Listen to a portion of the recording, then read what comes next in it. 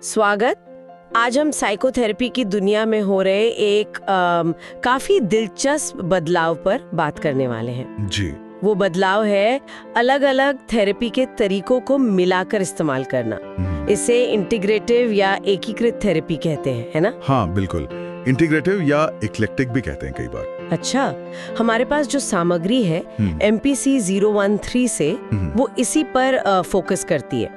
ऐसा लगता है कि थेरेपिस्ट अब वो किसी एक बंधे बंधाए रास्ते पर नहीं चल रहे। सही, वो नए तरीके खोज रहे हैं अलग अलग अप्रोच को मिलाकर मरीज की बेहतर मदद करने के लिए। तो आज का हमारा मकसद क्या है? हम यही समझेंगे कि ये इंटीग्रेशन क्यों बढ़ रहा है, इसके अलग अलग तरीके क्या हैं, और हाँ, एक खास मॉडल है मल्टी मॉडल थेरेपी, लिजारस का। हाँ, उस पर भी गहराई से बात करेंगे कि वो क्या है, कैसे काम करती है, क्योंकि सर्वे तो यही बताते हैं कि दुनिया भर में ज्यादातर साइकोलॉजिस्ट या काउंसलर खुद को इंटीग्रेटिव या इक्लेक्टिक ही मानते हैं। जी, ये बात तो है। तो चलिए समझते हैं इसे। तो सबसे पहले ये इंटीग्रेटिव साइकोथेरेपी, ये आखिर है क्या भला? क्या ये कोई एकदम नई थेरेपी? नहीं, देखिए, ये कोई एक नई थ्योरी नहीं है। ऐसा नहीं कि किसी ने एक नया सिद्धांत बना दिया हो। अच्छा। हाँ, इसे आप एक नजरिया समझ सकती हैं, एक तरह का फ्रेमवर्क।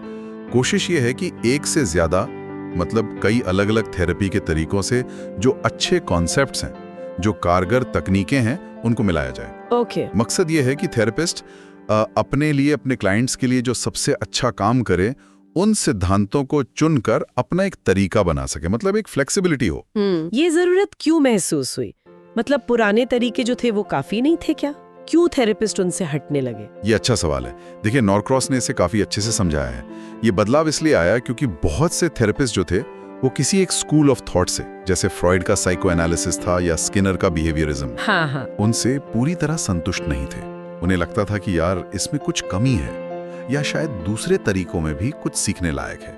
मतलब वो दायरा बढ़ाना चाहते थे। बिल्कुल।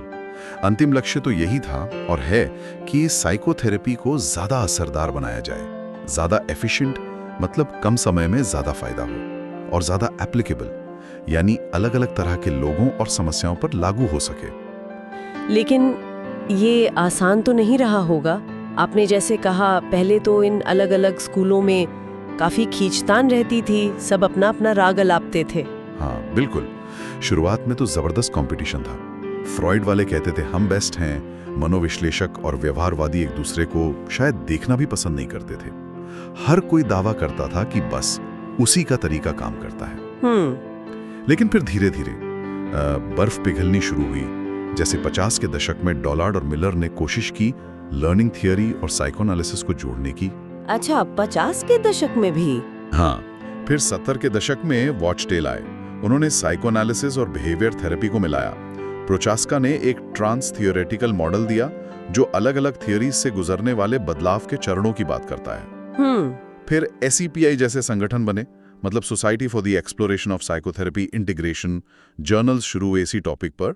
तो ये देखना बड़ा दिलचस्प है कि कैसे ये फील्ड टकराव से सहयोग की तरफ बढ़ा। तो इस बदलाव के पीछे मुख्य वजह क्या रही? क्या सिर्फ ये अंदरूनी एहसास था कि कुछ कमी है, या कुछ बाहरी कारण भी थे? नॉरक्रॉस और न्यूमैन ने कई कारण गिनाए थे, लेकिन अगर हम उनको समेटें तो हाँ, कुछ मुख्य बातें हैं। पहली और शायद सबसे बड़ी वजह तो यही थी कि थेरेपिस्ट को ये लगने लगा कि भाई कोई भी एक थ्योरी, कोई भी एक तरीका हर तरह के क्लाइंट और हर तरह की समस्या के लिए काफी नहीं है। ये बात तो सही है। हर इंसान अलग है, हर समस्या अलग है। बिल्कुल, कोई एक तरीका जादुई रूप से दूसरों से बेहतर साबित नहीं हो पा रहा था रिसर्च में भी। तो विविधता को स्वीकार करना जरूरी हो गया। और बाहरी कारण, हाँ, दूसरा बड़ा कारण था प्रैक्टिकल दबाव। एक तो छोटी अवधि वाली, मतलब शॉर्ट टर्म फोकस्ड थेरेपी की मांग बढ़ने लगी। लोग जल्दी रिजल्ट चाहते थे। हाँ, आजकल सबकी जिंदगी तेज है। सही। और फिर बीमा कंपनियां वो लंबी लंबी चलने वाली थेरेपी के लिए पैसे देने में आनाकानी करने लगी। थेरेपिस्ट पर एक तरह का दबाव बना कि जल्दी नतीजे दिखाओ, अकाउंटेबल बनो। अच्छा, तो ये पैसों वाला एंगल भी था। हाँ, काफी बड़ा एंगल था। तो ये अंदरूनी एहसास की एक तरीका काफी नहीं, और ये बाहरी दबाव, दोनों ने मिलकर इंटीग्रेशन को बढ़ावा दिया। और हाँ, एक और बात। क्या? रिसर्च ने भी ये दिखाना शुरू किया कि जो कामयाब थेरेपीज होती हैं, चाहे वो किसी भी स्कूल की हो, उनमें कुछ कॉमन फैक्टर्स होते हैं, कुछ समान तत्व। जैसे सबसे जरूरी है थेरेपिस्ट और क्लाइंट के बीच का अच्छा रिश्ता, वो जो थेरेप्यूटिक अलायंस कहते हैं। उम्मीद जगाना, क्लाइंट को एक्टिव महसूस कराना।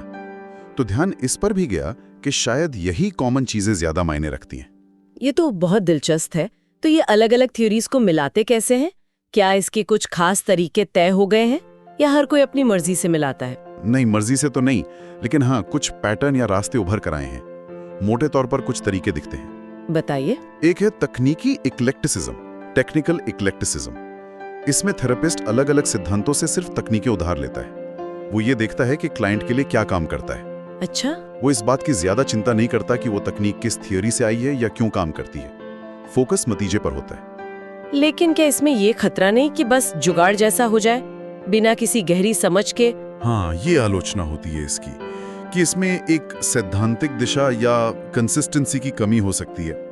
इसीलिए दूसरा रास्ता है सैद्धांतिक एकीकरण, यानी थियोरेटिकल इंटीग्रेशन। ये क्या है? ये ज्यादा महत्वाकांक्षी है और मुश्किल भी। इसमें कोशिश होती है कि दो या ज्यादा अलग अलग सिद्धांतों की जो मूल अवधारणाएं हैं, जो बेसिक कॉन्सेप्ट्स हैं, उनको मिलाकर एक नया सिंथेसाइज्ड एकीकृत सिद्धांत बनाया जाए।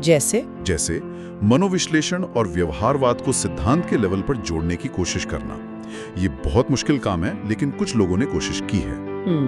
और कोई तरीका? ये दो तो काफी अलग लग रहे हैं। एक और है जो शायद ज्यादा कॉमन है प्रैक्टिस में, वो है आत्मसात एकीकरण या असिमिलेटिव इंटीग्रेशन। असिमिलेटिव? हाँ, मतलब आत्मसात करना। हाँ, इसमें थेरेपिस्ट का एक मुख्य आधार होता है। मान लीजिए कोई therapist mainly cognitive behavioural therapy CBT करता है, वो उसी के फ्रेमवर्क में सोचता है। ठीक है। लेकिन जरूरत पड़ने पर वो दूसरे तरीकों से, जैसे मान लीजिए गेस्ट्रॉल थेरेपी से कोई एम्प्टी चेयर टेक्निक ले ली, या साइकोडायनेमिक्स से कोई बचपन के अनुभव को समझने का तरीका ले लिया और उसे अपने सीबीटी वाले काम में शामिल कर लिया। मतलब वो दूसरी तकनीकों को अपने मेन फ्रेमवर्क में आत्मसात कर लेता है। अच्छा, ये ज्यादा प्रैक्टिकल लगता है। हाँ, कई थेरेपिस्ट इसी तरह धीरे धीरे इवॉल्व होते हैं। और हाँ, एक और नजरिया जो मैंने पहले बताया था, सामान्य कारक दृष्टिकोण या कॉमन फैक्टर्स अप्रोच। हाँ, वो अलायंस वाली बात। हाँ, ये इस बात पर जोर देता है कि अलग अलग थेरेपी क्यों काम करती हैं, क्योंकि उनमें कुछ साझे तत्व होते हैं, जैसे उम्मीद जगाना, एक सपोर्टिव रिश्ता, नई चीजें सीखने का मौका। इस नजरिए के मुताबिक ये कॉमन फैक्टर्स ही असल में बदलाव लाते हैं, न कि किसी खास स्कूल की अनोखी तकनीकें। ये तो सोचने वाली बात है। मतलब फोकस इस बात पे शिफ्ट हो रहा है कि क्या काम करता है और क्यों काम करता है, बजाय इसके कि मेरा तरीका ही बेस्ट है। बिल्कुल। इसी से जुड़ा एक और टर्म आजकल बहुत सुनने में आता है, साक्ष्य आधारित अभ्यास, एविडेंस बेस्ड प्रैक्टिस, EBP। इसका इस इंटीग्रेशन से क्या लेना देना है? EBP का इससे बहुत गहरा संबंध है। अमेरिकन साइकोलॉजिकल एसोसिएशन APA ने इसे 2006 में ठीक से डिफाइन किया था। क्या कहा था उन्होंने? सरल शब्दों में EBP का मतलब है कि थेरेपिस्ट इलाज के लिए वो तरीके अपनाएं जिनके असरदार होने का वैज्ञानिक सबूत हो, मतलब रिसर्च एविडेंस हो। सिर्फ रिसर्च? नहीं, सिर्फ रिसर्च नहीं, साथ में ये भी जरूरी है कि थेरेपिस्ट अपनी क्लिनिकल एक्सपर्टाइज, मतलब अपना अनुभव और कौशल इस्तेमाल करे। और सबसे जरूरी, मरीज की खास जरूरतें, उसकी वैल्यूज, उसका कल्चर, उसकी पसंद नापसंद, इन सबको ध्यान में रखें। अच्छा, तो ये तीनों का मिश्रण है, रिसर्च, थेरेपिस्ट की एक्सपर्टीज और क्लाइंट के फैक्टर्स। एग्जैक्टली। तो असल में इसके मायने क्या है एक प्रैक्टिस करने वाले थेरेपिस्ट के लिए? इसके मायने ये हैं कि थेरेपिस्ट को अब सिर्फ अपनी पसंद या जिस स्कूल में ट्रेनिंग ली है उसी के आधार पर तरीके नहीं चुनने चाहिए। उन्हें ये भी देखना होगा कि रिसर्च क्या कहती है। उन्हें एक तरह से अपने तरीकों को सबूतों के आधार पर जस्टिफाई करने की जरूरत पड़ रही है। ये क्लाइंट के अधिकार के लिए भी अच्छा है और हेल्थ केयर सिस्टम में जवाबदेही के लिए भी। क्या थेरेपिस्ट की मदद के लिए कोई साधन है? मतलब कैसे पता चलेगा कि किस चीज के लिए क्या एविडेंस बेस्ड है? हाँ, बिल्कुल है। जैसे कॉकरन कोलैबोरेशन है जो हेल्थ केयर इंटरवेंशंस पर सिस्टमैटिक रिव्यूज पब्लिश करता है। अमेरिका में नेशनल गाइडलाइन क्लियरिंग हाउस था, हालांकि वो शायद अब बंद हो गया है, पर इस तरह की पहलें होती रहती हैं।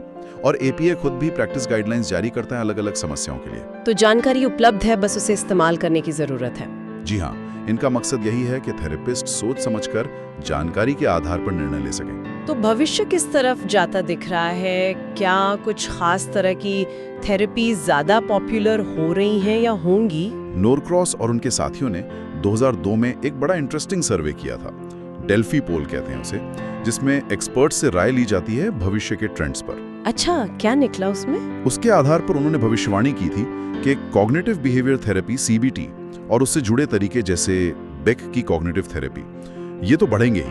हाँ, CBT तो आजकल बहुत सुनने में आता है। बिल्कुल। साथ ही multicultural approach, interpersonal therapy, IPT, family systems, behaviour therapy और हाँ, ये इक्लेक्टिसिज्म या इंटीग्रेशन वाला नजरिया भी बढ़ेगा। Solution focus therapy, exposure therapy, ये सब भी। और कौन सी कम हो सकती हैं, किनका दबदबा घटने का अनुमान था? उन्होंने अनुमान लगाया था कि जो क्लासिकल साइको एनालिसिस है या जंगियन थेरेपी है, ट्रांजैक्शनल एनालिसिस, एडलरियन और कुछ हद तक ह्यूमैनिस्टिक थेरेपी, इनमें शायद थोड़ी कमी आई। तो ट्रेंड किस तरफ है? ज्यादा स्ट्रक्चर्ड, ज्यादा प्रैक्टिकल? हाँ, आम रुझान लगता है छोटी अवधि की थेरेपी की तरफ है, ज्यादा लक्ष्य केंद्रित, प्रॉब्लम फोकस्ड। थेरेपिस्ट शायद ज्यादा निर्देशात्मक भूमिका निभाएगा और साइको एजुकेशन, मतलब क्लाइंट को उसकी समस्या और उससे निपटने के तरीकों के बारे में सिखाना, इसका महत्व भी बढ़ रहा है। चलिए अब एक खास एकीकृत दृष्टिकोण पर थोड़ा और गहराई से बात करते हैं। आपने शुरू में नाम लिया था multimodal therapy, MMT। Arnold Lazarus ने इसे विकसित किया था। ये क्या है और कैसे काम करती है? सुनने में तो बड़ा फैंसी लगता है, मल्टी मॉडल। हाँ, MMT एक बहुत ही व्यवस्थित और प्रैक्टिकल अप्रोच है।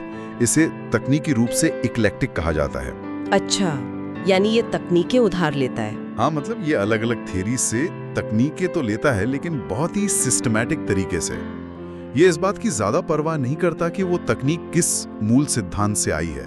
बस ये देखता है कि क्या वो क्लाइंट की जरूरत, थेरेपिस्ट के कौशल और समस्या की प्रकृति के हिसाब से फिट बैठती है या नहीं। और इसका सबसे खास पहलू क्या है? इसका सबसे अनोखा पहलू है इसका मूल्यांकन का तरीका, असेसमेंट। ये इंसान के व्यक्तित्व और उसके कामकाज के 7 आयामों या मोडालिटीज पर फोकस करता है। 7 आयाम? हाँ, और इन्हीं 7 के पहले अक्षर से बना है एक acronym, basic ID। Basic ID, okay. ये क्या है और MMT का विकास कैसे हुआ? लेजारस इस नतीजे पर कैसे पहुंचे? लेजारस खुद कई अलग अलग तरीकों में ट्रेंड थे। Psychodynamic, person centred, behaviour therapy, Adlerian, सब कुछ सीखा था उन्होंने। अच्छा। तो उन्हें ये एहसास हुआ कि कोई भी एक सिस्टम अपने आप में पूरा नहीं है। खासकर उन्होंने अपने काम में देखा कि जब वो सिर्फ व्यवहार बदलने पर फोकस करते थे तो कई बार क्लाइंट ठीक तो हो जाते थे, पर बाद में वापस पुरानी आदतों पर लौट आते थे, रिलैप्स हो जाता था। हाँ, ये तो होता है। लेकिन जब उन्होंने सोचने के तरीकों, मतलब कॉग्निशन पर भी काम करना शुरू किया, संज्ञानात्मक तकनीकें इस्तेमाल की, तो उन्होंने पाया कि नतीजे ज्यादा टिकते हैं, ज्यादा स्थायी होते हैं। इंटरेस्टिंग। बस इसी अनुभव से MMT का जन्म हुआ, जो मानता है कि इंसान के अनुभव के ये 7 पहलू हैं जो आपस में जुड़े हुए हैं, इंटरैक्ट करते हैं, और थेरेपी में इन 7 पर ध्यान देना जरूरी है। तो ये 7 पहलू कौन से हैं? ये बेसिक ID का फुल फॉर्म क्या है? हाँ, तो बेसिक ID एक एक्रोनिम है, याद रखने के लिए आसान।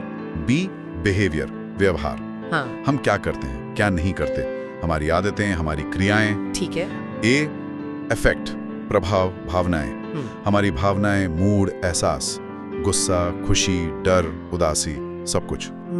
हम सेंसेशन, संवेदना, शारीरिक संवेदनाएं, जैसे कहीं दर्द होना, मांसपेशियों में तनाव या आराम महसूस होना। और हमारी 5 इंद्रियां, देखना, सुनना, सूंघना, चखना, छूना, इनसे मिलने वाले अनुभव। Okay, sensation. आई इमेजरी, हमारे मन में जो तस्वीरें बनती हैं, यादें, सपने, डे ड्रीम्स, हमारी सेल्फ इमेज।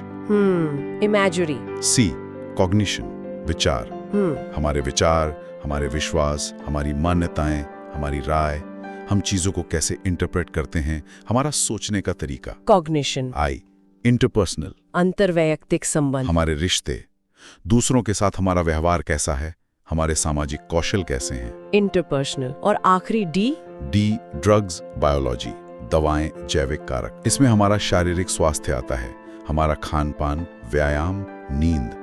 अगर कोई दवा ले रहे हैं तो उसका असर, कोई मेडिकल कंडीशन है तो वो, हमारा पूरा बायोलॉजिकल पहलू। अरे वाह, ये तो वाकई इंसान के अनुभव के लगभग हर पहलू को कवर कर लेता है। बिल्कुल। MMT का यही मानना है कि पूरी तस्वीर समझने के लिए और असरदार इलाज करने के लिए इन 7 आयामों का मूल्यांकन जरूरी है। कोई भी पहलू छूटना नहीं चाहिए। और क्या हर किसी के लिए 7 बराबर महत्वपूर्ण होते हैं? नहीं, ये भी एक दिलचस्प बात है। MMT मानता है कि हर व्यक्ति की कुछ खास मोडालिटीज ज्यादा प्रबल हो सकती हैं। जैसे कोई इंसान शायद विचारों, कॉग्निशन से ज्यादा ड्राइव होता हो, उसके विचार उसकी भावनाओं और व्यवहार को ज्यादा कंट्रोल करते हों। अच्छा। तो कोई दूसरा शायद कल्पनाओं, इमेजरी या शारीरिक संवेदनाओं, सेंसेशन के प्रति ज्यादा संवेदनशील हो। उसे इमेजरी रिएक्टर या सेंसेशन रिएक्टर कह सकते हैं। और ये सब आपस में जुड़े हुए हैं। जैसे कोई नकारात्मक विचार, कॉग्निशन, चिंता इफेक्ट पैदा कर सकता है, और वो चिंता फिर पेट में गड़बड़, सेंसेशन या बुरे सपने, इमेजरी का कारण बन सकती है। ये सब इंटरैक्ट करते हैं। समझ गई। इसके अलावा एमएमटी के और क्या मुख्य सिद्धांत हैं, बेसिक आईडी के अलावा? हाँ, 2 और मुख्य सिद्धांत हैं जिनका जिक्र करना चाहिए। एक है समानता का सिद्धांत या प्रिंसिपल ऑफ पैरिटी। पैरिटी मतलब बराबरी? हाँ, ये कहता है कि थेरेपिस्ट और क्लाइंट इंसान होने के नाते बराबर हैं, उनमें कोई ऊंच नीच नहीं है। हाँ, ये हो सकता है कि थेरेपिस्ट के पास कुछ खास स्किल्स या नॉलेज हो जो क्लाइंट के पास उस वक्त ना हो, और वो उसे सिखा सकता है, लेकिन इससे थेरेपिस्ट क्लाइंट से बेहतर या श्रेष्ठ नहीं हो जाता। ये तो अच्छी बात है, रिश्ते के लिए जरूरी है। बिल्कुल। और दूसरा कॉन्सेप्ट है सीमाओं का, थ्रेशोल्ड्स का। थ्रेशोल्ड्स मतलब? इसका मतलब है कि हर व्यक्ति की दर्द, निराशा, तनाव या अलग-अलग तरह की उत्तेजनाओं को बर्दाश्त करने की सीमा अलग-अलग होती है। जैसे किसी को डेंटिस्ट के पास दांत में जरा सी फिलिंग कराने के लिए भी एनेस्थीसिया चाहिए होता है, और कोई बिना उसके भी करा लेता है। हाँ, ये तो है, सबकी सहन शक्ति अलग होती है। सही। एमएमटी मानता है कि ये सीमाएं कुछ हद तक बदली जा सकती हैं, ट्रेनिंग से, प्रैक्टिस से, पर इसमें जेनेटिक्स, हमारी बनावट का भी रोल होता है। तो थेरेपिस्ट को ये भी समझना होता है कि क्लाइंट की सीमाएं क्या हैं। ठीक है, तो अब आते हैं इस सवाल पर कि एमएमटी के अनुसार लोगों में मनोवैज्ञानिक समस्याएं आती क्यों हैं और बनी क्यों रहती हैं। बेसिक आईडी के फ्रेमवर्क में इसका क्या जवाब है? लिजारिस ने इसके कई कारण बताए हैं जो बेसिक आईडी की अलग-अलग मोडालिटीज से जुड़े हो सकते हैं। जैसे? पहला है गलत सूचना या मिस इन्फॉर्मेशन। मतलब हम अक्सर जीवन के बारे में, अपने बारे में या रिश्तों के बारे में गलत धारणाएं या विश्वास सीख लेते हैं। उदाहरण? जैसे ये सोचना कि मुझे हमेशा परफेक्ट होना चाहिए, हर काम में टॉप करना चाहिए, वरना मैं बेकार हूं। या रिश्तों में ऐसे मिथक पाल लेना कि अगर तुमसे कोई गलती हो जाए तो तुम्हें गिल्टी महसूस करना ही चाहिए और तुरंत कबूल कर लेना चाहिए, चाहे वो कितना भी नुकसानदेह क्यों ना हो। या डॉक्टर की सलाह को गलत समझ लेना। ये सब कॉग्निशन मॉडालिटी की समस्याएं हैं, गलत फहमियां। दूसरी वजह है अधूरी जानकारी या मिसिंग इन्फॉर्मेशन। कई बार समस्या इसलिए होती है क्योंकि हमारे पास जरूरी जानकारी या कौशल ही नहीं होते। मतलब? जैसे किसी को पता ही नहीं कि नौकरी के इंटरव्यू में कैसे बात करनी है। बिहेवियर। या किसी को दोस्त बनाने नहीं आते। इंटरपर्सनल। या किसी को समझ नहीं आता कि उसके शरीर में जो लक्षण आ रहे हैं वो किसी गंभीर बीमारी के हैं या सामान्य तनाव के। तो जानकारी या स्किल की कमी भी प्रॉब्लम पैदा करती है। सही बात है। तीसरा कारण है रक्षात्मक प्रतिक्रियाएं या डिफेंसिव रिएक्शंस। हम स्वाभाविक रूप से मुश्किल भावनाओं या स्थितियों से बचना चाहते हैं, दर्द से, डर से, एंजाइटी से। हाँ, कौन नहीं बचना चाहता। लेकिन ये बचाव, ये अवॉइडेंस हमें उनका सामना करना और उन पर काबू पाना सीखने से रोकता है। जैसे अगर किसी को प्लेन में उड़ने से डर लगता है और वो हमेशा प्लेन से यात्रा करने से बचता रहे तो उसका डर कभी कम नहीं होगा। डर पर काबू पाने के लिए उसका सामना करना जरूरी है। हाँ, सामना करने से ही डर घटता है। बिल्कुल।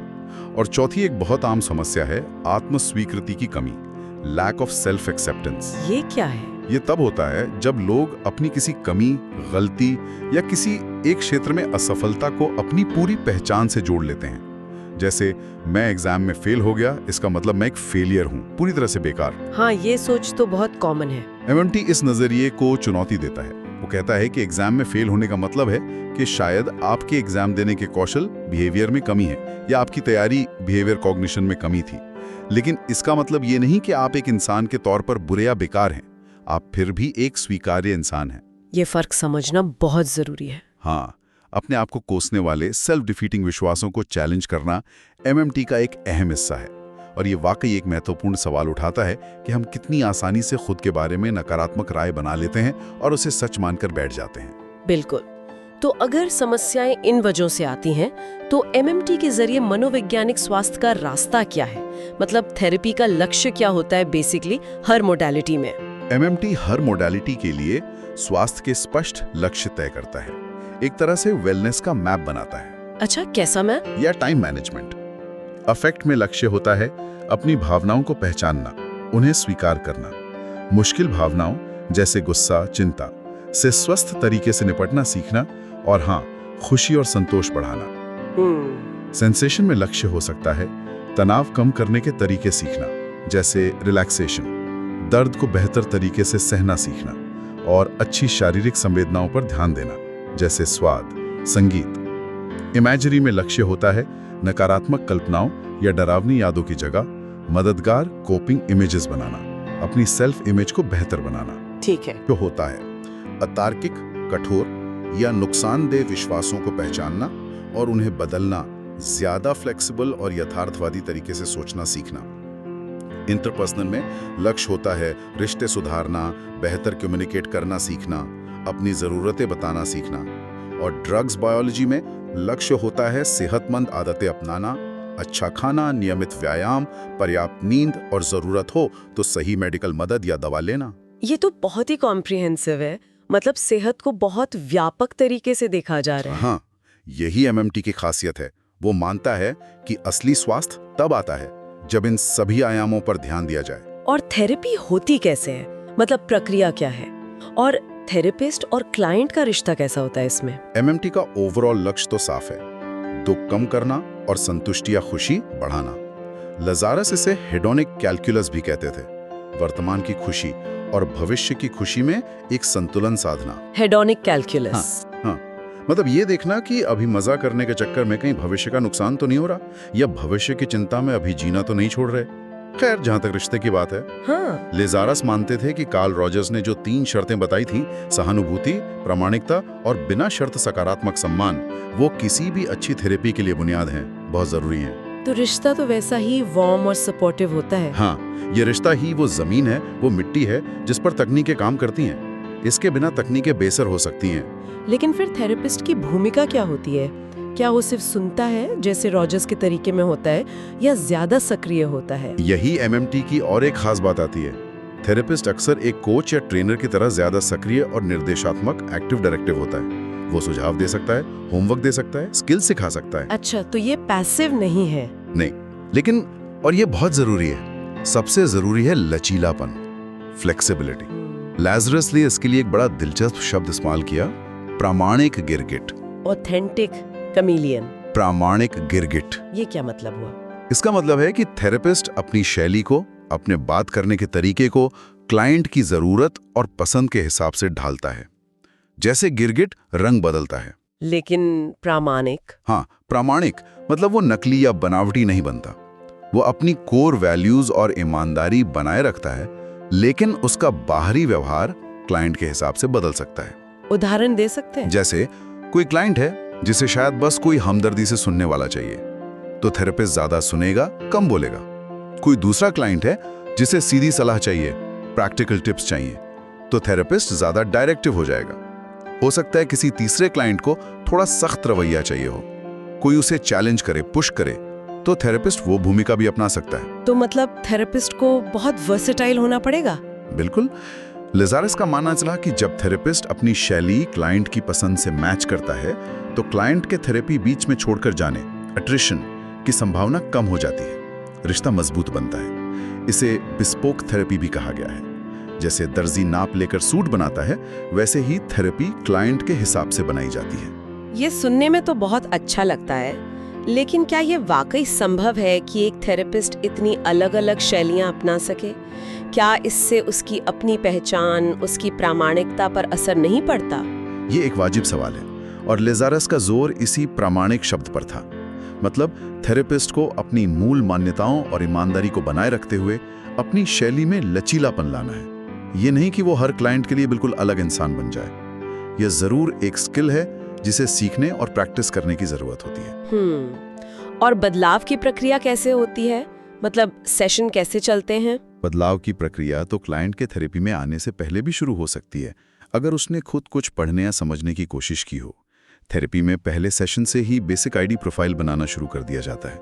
मतलब हर मोडालिटी में क्या समस्याएं हैं, क्या स्ट्रेंथ्स हैं, ये समझा जाता है। वो 7 आयामों पर। हाँ, फिर क्लाइंट और थेरेपिस्ट मिलकर लक्ष्य तय करते हैं, और फिर उन लक्ष्यों को पाने के लिए अलग अलग मोडालिटीज पर काम किया जाता है। इसके लिए एमएमटी किसी एक स्कूल की तकनीकों तक सीमित नहीं रहता, वो व्यवहार therapy, cognitive therapy, REBT, psychodynamic gestalt, कहीं से भी जो तकनीक उस क्लाइंट के लिए उस वक्त सही लगे उसे इस्तेमाल कर सकता है। तो ये वाकई में तकनीकी इक्लेक्टिसिज्म है। हाँ, लेकिन एक व्यवस्थित फ्रेमवर्क के अंदर।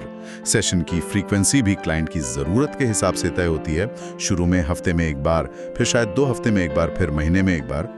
और थेरेपी तब खत्म होती है जब क्लाइंट और थेरेपिस्ट दोनों को लगता है कि जो मुख्य समस्याएं थी बेसिक आईडी प्रोफाइल में वो हल हो गई हैं और क्लाइंट अब खुद से मैनेज कर सकता है। ठीक है, तो ये तरीका किन लोगों या समस्याओं के लिए ज्यादा कारगर है और इसकी सीमाएं क्या हैं? कहाँ ये काम नहीं कर पाता? देखिए, MMT का इस्तेमाल काफी व्यापक है। बच्चों के साथ, बड़ों के साथ, कपल्स, परिवारों के साथ, और अलग-अलग तरह की समस्याओं के लिए इसे इस्तेमाल किया गया है, जैसे anxiety, depression, PTSD, eating disorders, नशे की लत वगैरह। तो काफी वर्सेटाइल है। हाँ, इसका लचीलापन, वो प्रामाणिक गिरगिट वाला पहलू इसे बहुत अनुकूलनीय बनाता है। ये रिश्ते से जुड़ी समस्याओं या क्लाइंट के थेरेपी छोड़ने की दर को कम करने में मददगार हो सकता है। और सीमाएं, कमियां क्या हैं? सीमाएं भी हैं। सबसे बड़ी सीमा तो यही है कि ये तभी काम करेगा जब क्लाइंट बदलाव के लिए तैयार हो और कोशिश करने को राजी हो। अगर क्लाइंट अपने डर का सामना करने, अपने विचारों को चुनौती देने या नए कौशल सीखने की प्रैक्टिस करने को तैयार नहीं है, तो थेरेपिस्ट चाहे कितना भी अच्छा क्यों ना हो, ये शायद काम ना करे। हाँ, ये तो हर थेरेपी के साथ है। बिल्कुल। इसके अलावा अगर किसी को बहुत गंभीर किस्म की मानसिक बीमारी है, जैसे एक्टिव साइकोसिस, तो शायद पहले उसे स्थिर करने की जरूरत हो। MMT सीधे तौर पर उपयुक्त ना हो। और जैसा हमने पहले कहा, जो लोग अभी बदलाव के बारे में सोच भी नहीं रहे, वो जो प्री कंटेम्पलेशन स्टेज में हैं, उनके लिए भी ये शायद सही अप्रोच ना हो। समझ गई। तो आज की इस पूरी चर्चा से मुख्य बातें क्या निकल कर आती हैं? क्या टेक अवेज है? मेरे ख्याल से पहली और सबसे अहम बात तो ये है कि साइकोथेरेपी का क्षेत्र निश्चित रूप से एकीकरण की ओर बढ़ रहा है। वो पुराने खेमों वाली लड़ाई कम हो रही है। हाँ, ये तो साफ दिखा। थेरेपिस्ट ये महसूस कर रहे हैं कि अलग-अलग दृष्टिकोणों को मिलाने से, एक ज्यादा समग्र नजरिया अपनाने से बेहतर नतीजे मिल सकते हैं। दूसरी बात, इस एकीकरण के कई रास्ते हैं, कोई एक सही तरीका नहीं है। तकनीकी इक्लेक्टिसिज्म है, सैद्धांतिक एकीकरण की कोशिशें हैं, एसिमिलेटिव इंटीग्रेशन है, कॉमन फैक्टर्स पर फोकस है। तीसरी, साक्ष्य आधारित अभ्यास EBP का महत्व बहुत बढ़ गया है और बढ़ता आएगा। थेरेपिस्ट को अब ये जानने और बताने की जरूरत है कि उनके तरीके रिसर्च के आधार पर कितने प्रभावी हैं और उन्हें क्लाइंट की जरूरतों के हिसाब से ढालना होगा। और मल्टी मॉडल थेरेपी इस सब में कहाँ फिट होती है? मल्टी मॉडल थेरेपी MMT का इस एकीकरण की सोच का एक बहुत ही ठोस, व्यवस्थित और प्रैक्टिकल उदाहरण है। ये बेसिक आईडी फ्रेमवर्क के जरिए इंसान के अनुभव को समग्र रूप से देखती है। ये तकनीकी इक्लेक्टिसिज्म का इस्तेमाल करती है, लेकिन एक स्ट्रक्चर्ड तरीके से, और ये प्रामाणिक गिरगिट की तरह लचीलेपन पर बहुत जोर देती है। तो मतलब ये सब इशारा कर रहा है कि थेरेपी का भविष्य शायद ज्यादा लचीला होने वाला है, ज्यादा क्लाइंट केंद्रित और ज्यादा सबूतों पर आधारित। हाँ, मुझे भी ऐसे ही लगता है। ज्यादा फ्लेक्सिबल, ज्यादा टेलर्ड, यानी क्लाइंट के हिसाब से ढाला हुआ, और ज्यादा एविडेंस इन्फॉर्म्ड। ये शायद भविष्य की दिशा है। और जाते जाते एक सवाल मैं सोचने के लिए छोड़ना चाहूंगा। जरूर। जैसा कि स्रोत में भी इशारा किया गया है, थेरेपिस्ट को अब अलग अलग सिद्धांतों को समझने और उनकी तकनीकों में माहिर होने की जरूरत पड़ रही है, और जोर है evidence based short term therapy पर। हाँ। ऐसे में क्या ये खतरा है कि हम तकनीकों, स्ट्रैटेजीज में महारत हासिल करने के चक्कर में उन सिद्धांतों, थियरीज की गहरी समझ खो दें जिनसे वो तकनीकें निकली हैं? क्या हम सिर्फ सतह पर तैरना सीख रहे हैं, गहराई में उतरने की बजाय? मतलब क्या हम चौड़ाई पाने के लिए गहराई का सौदा कर रहे हैं? इस पर विचार किया जा सकता है। ये वाकई एक बहुत अहम सवाल है। क्या हम तकनीकों के टूल बॉक्स तो भर रहे हैं, पर उन टूल्स के पीछे के फिलसफे को समझ पा रहे हैं या नहीं? बहुत सोचने वाली बात है। इसी विचार के साथ आज की हमारी ये गहन चर्चा समाप्त होती है।